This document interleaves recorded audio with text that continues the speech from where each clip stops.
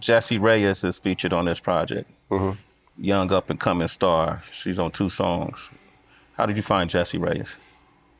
I was coming home. I got home one night from a video shoot, actually, and she was on TV. It was the Seth Meyers show, and she was doing that song Gatekeeper. And I was like, who the fuck is this? Because her voice to me was so crazy. So I rewound it, and I was like, oh shit, I gotta check her out. So I went down the wormhole of looking up shit, and I was like, yo, I really wanna fuck with this chick, because she, right now, my personal opinion, I think she's gonna really blow up. That's my personal opinion.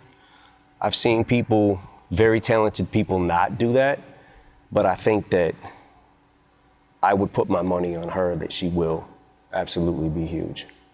But I don't even know if like necessarily in the pop world or anything like that. I don't feel like she does pop music. I feel like she comes from a real place and she writes her own shit. First time I got in the studio with her, I played her a couple beats and she just started writing to one right there. Laid a hook, Good Guy. I was like, oh shit. So she wrote the hook. Quick. To Good Guy. To Good Guy. Yeah. The one she's singing at the end. Yeah. There's Nice Guy, Good Guy. Good Guy. And the reason that happened is because, oddly enough, she had already had a song called Nice Guy. She had that song, right? So I think that was the last day I was in LA. I came back home and wrote to that one. And then I was like, I want to write to the other one too, but they're both saying Nice Guy, Good Guy. And I was like, fuck it, I'll make it like it's kind of one song. Dre's all over this project? Dre's input is all over it, for sure. He felt like me and him had a couple discussions about the last album. And one of the things that he said to me was, like, he hit me up one day, he was like, yo, I don't like how motherfuckers are talking about your album. And he had heard Revival, right? Yeah. Him and Jimmy Iovine had sat in there and listened to most of the songs I had done at Rick Rubin's studio. And based off that reaction, I think Dre was a little confused too when that happened with Revival. Probably not more so than me, but we had a conversation earlier in the year, and I think I had only had one song by that time. This was like January. Yeah. I had the one song and was thinking about releasing it, and then wrote another song. When I got back to Detroit, recorded it. Like, okay, now I got 2 songs. I might as well do a fucking album. And that's kind of how that came about. But Dre also,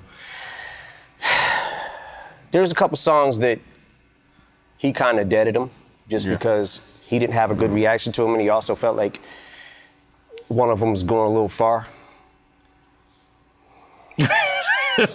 A song? Hey, man. What does that mean? Like, how far did it go? It definitely went too far. When you say go too far, I feel like Kamikaze was the place where if you were ever going to go so-called too far, this is where it would be. You did the BET verse for the rap cypher, and in it, you covered a lot of content that was relevant to the world we live in today that some folks want to sweep under the rug, and this is my own personal opinion.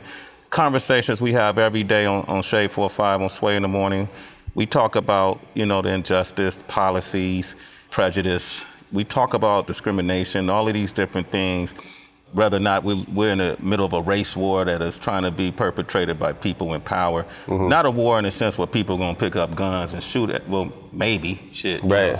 But in terms of psychologically, the whole nine. So when you did that verse on the BET cypher, what I thought why it was necessary, King Crooked had a song called I Can't Breathe, where he talks about, man, we can't just be the only ones saying this. White rappers shouldn't stay quiet. White rappers shouldn't stay quiet. I can't tell you how hard that line hit me.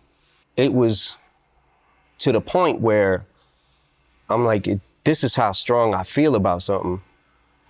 I gotta put it in the right words, And I saw shit where it was like, oh, these are not new subjects, they're new to Eminem, and that kind of shit. How did you respond to that reaction? You got backlash for that, you know, especially when you I did got the BET backlash for the Trump cipher, and Yeah. you know, it is what it is. At least when this shit is all said and done, maybe I can just be on the right side of history. But you got people dissecting the bars and going, "Oh, this shit is trash. It's not even that good," and like that's not what it's about. You're missing the whole point. You know what I'm saying? I'm trying to say this also to my fan base who might have voted for him. A lot of people in my fan base probably did. And at the time I did the cipher, I realized after it was all said and done that maybe I should have just attacked him. When you said you drew that line in the sand, maybe Yeah. you should have not done that. You should have reworded it and showed empathy towards Well, that's us. what I realized after I was done. That's kind of how I felt, because it's like, okay, this is backfiring on me, and I don't care. I don't give a fuck if that's what happened and hurt my sales. I don't care about that.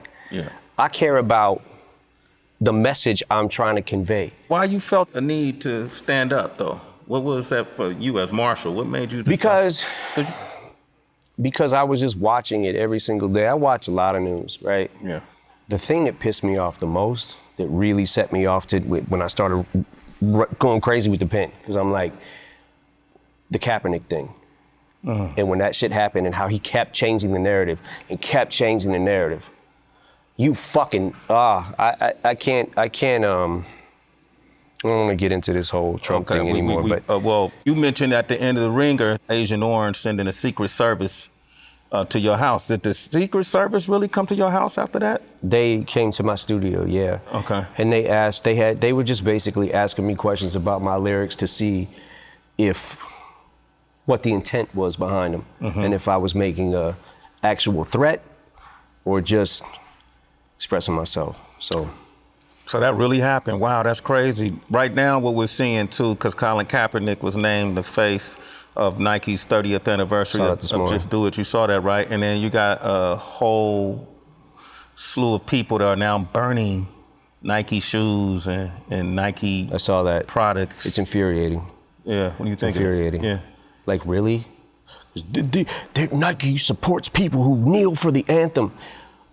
At this fucking point, come on.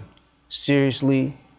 Seriously? You gotta be a fucking moron to think that that's just what it's about and it's that fucking cut and dry. Yeah. You know what I'm saying? Like, there's a meaning behind this shit and there's real pain behind this shit.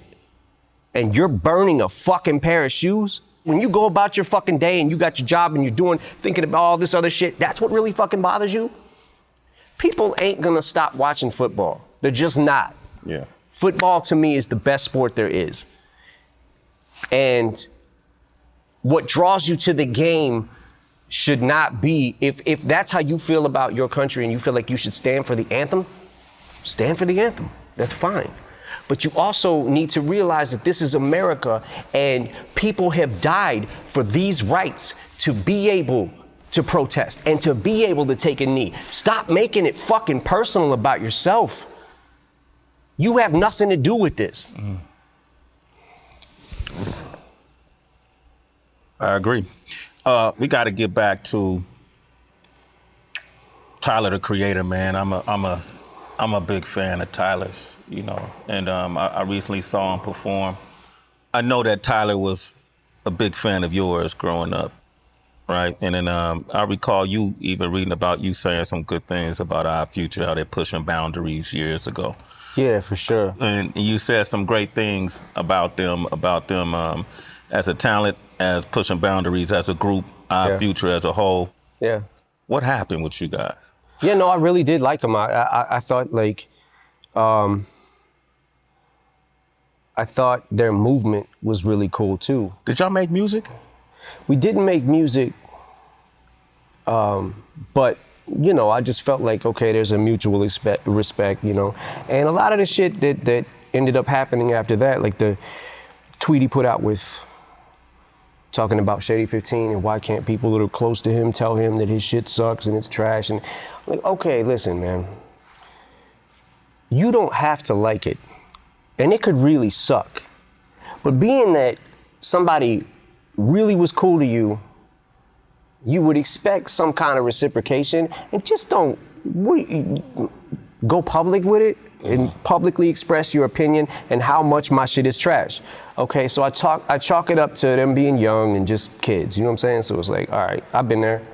You know what I'm saying? Yeah. Like, I was dick when I first came out. You know what I'm saying? Like, yeah, man, you were. I know. Yeah. I feel bad about it. I'm sorry if I ever was a dick to you, but I don't think I ever was. Was I? Yeah, one time, man. But hey. Oh, yeah, that's true. We won't talk about that. Okay. Nah, man, so I liked him. And then Earl Sweatshirt gets in an interview after Tyler trashes me. And then Earl Sweatshirt, anybody who listens to Eminem's drinking too much Mountain Dew. And I'm just like, really? Like, what the fuck? Like, you know what I'm saying? Like, you guys were just on tour with us. We hung out. Like, we kicked it, made jokes. Like, you know what I'm saying? Like, so the last straw, like, look, I know a lot of this shit. I could come across being very petty. Yeah. But at a certain point in time, someone has their breaking point. You know what I'm saying? So when Tyler tweeted out the thing about Walk on Water, this fucking song is horrible, I was like, all right, I need to say something now, because this is fucking stupid. You know? But at the same time, I'm not gonna let everybody just keep fucking, I'm not gonna be America's punching bag and motherfuckers just wanna think it's cool and safe to say whatever the fuck they want about me. I think it shocks people, because for all your career, you was the I just don't give a fuck guy. That can work both ways. How so? Because you don't give a fuck, you will fire back at somebody who says something about you. I picked and chose who that I wanted to say my piece with. Yeah. Because a lot of those things were personal. But then there's a lot of things that aren't personal on Kamikaze. You know, it's just the game and competition. You know what I'm saying? And Spirit of an MC. Spirit of an MC, yeah. But you know, with the Tyler the Creator thing, man, I realize now, and I realized when I said it, but I wasn't like in the mind frame of, I was angry when I said the shit about Tyler. The fact of like, every time I saw this kid, like, always so cool to you. You know what I'm saying? Like, I loved his energy, like everything, you know what I'm saying? Like, he was a funny dude, like he's super charismatic and shit. But I'm sitting back like, man, at what point do I have to say something just to defend myself? And I think that the word that I called him on the album was, on that song, was one of the things where I felt like this might be too far. Because in my The homophobic in my slur. quest, in my quest to hurt him, I realized that I was hurting a lot of other people by saying it. And at the time, I was so mad, it was just whatever. But in the midst of everything else that was going on this album and the things that it took to pull this album together and all that kind of shit, it was one of the things that I kept going back to, going, I don't feel right with this. Before the album came out, I had the conversation with Paul and we spun the word back. But now I realize people can hear what I'm saying anyways. In the case of this, man, I feel like just, man, I wish you and Tyler could sit down and hash that one out now that you fired your shot back and he said what he said, because I think that's a special young man, and he could probably use your mentorship and you could probably feed off of what he has to offer as well. I could tell it's different from Joe or some of the other names. Yeah, it's definitely different. It's not as personal. It's one of them things like, all right, dude, you deserve a tap now because I think you thought it was cool to just, because you slid with the other things and I didn't say shit, because like I said, I was chalking it up to them being young and just kids, man. I'm like, but at the same time, at what point do I just gotta keep taking this shit? People took that line and thought you were indirectly talking about Drake. What I'm telling you with these lines is, I don't know what's real and what's not at this point. I'm telling you that if I ever need a ghostwriter, I need to just fucking put the mic down.